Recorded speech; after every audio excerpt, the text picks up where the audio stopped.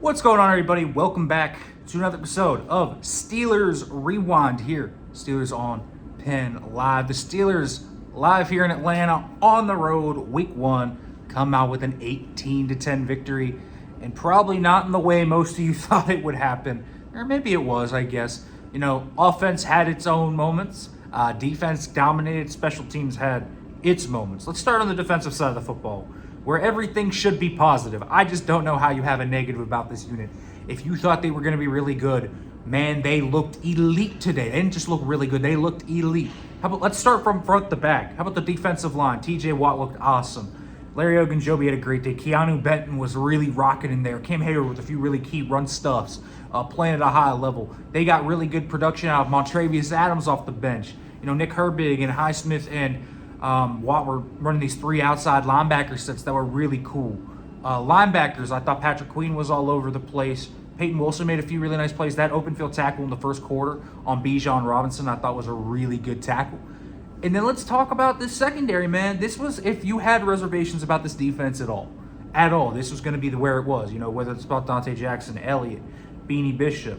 Well, first of all, let's talk about this. Deshaun Elliott played at an extremely high level. He was everywhere buzzing around in run defense, had a pick. He basically erased Kyle Pitts when they put him on him. I mean, credit to the Steelers. You talk about the big three of this Falcons offense, London, Pitts, and Bijan. None of them took over the game. Bijan had a good game. He had over 100 total yards throughout this game, but he never took over the game except for really one drive. Him and Ray McLeod right there before the half allowed them to drive down the field and score that touchdown. But they held Pitts at bay. They held London at bay. I think between those two, they had 39, 40 yards, something like that. They really did a nice job shutting those guys down. So impressive stuff by the Steelers. Joey Porter Jr. doing a great job against London. You see Elliott doing a great job against Pitts. You see Dante Jackson playing at a high level here. Minka Fitzpatrick playing some Minka ball over the middle of the field. And they make Kirk Cousins feel uncomfortable. The tandem between the secondary playing well and that defensive line just getting after him against a really good Falcons offensive line. Impressive stuff from this defense. On special teams, the MVP is undoubtedly Chris Boswell, 6 for 6, including 350-plus yarders. And then that punt. I mean, that wasn't a bad punt either. You put him in the shadow of his own end zone, and he gets it past midfield. Scotty Miller with awesome coverage on that, and then also holding the next field goal. I think those two things, Scotty Miller is like an unsung hero that no one's going to talk about. But boy, he deserves a nice shout out in this one because credit to him for those plays late in the game. Especially after Darius Rush exited with the concussion, Scotty Miller was thrust into both those roles. He wasn't a gunner and he wasn't the holder. With Cam Johnston obviously hurt. Johnston being injured is a bummer. But we'll see where that goes. The offense, I think, you can talk a lot about this. But here's a few things I think that I noticed. Justin Fields. Let's go positives and negatives. First of all, I think he did what he needed to do. He didn't turn the ball over, although the fumbled snaps can't happen. That's between him and Frazier, but both those guys get 50-50 blame, so you can put it on both their report cards. That can't happen. That could have been your turnovers.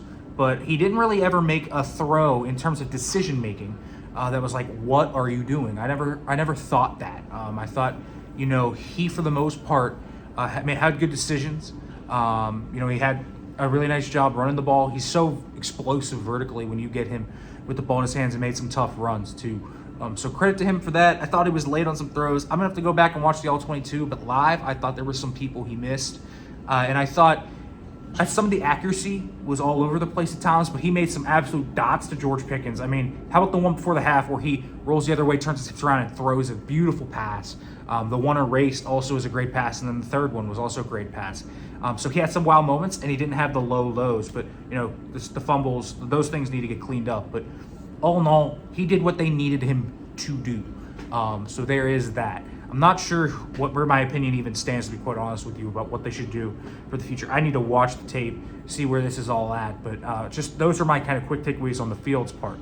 The run game, at times really worked. At times in short yards, I thought they fell flat. Overall, this O-line played well against a unit that's pretty good. Onyemata, Jarrett, and Judon are really solid players, and they didn't really take over the game. Jarrett had a few really big plays, but didn't take over the game ever. He didn't wreck shop.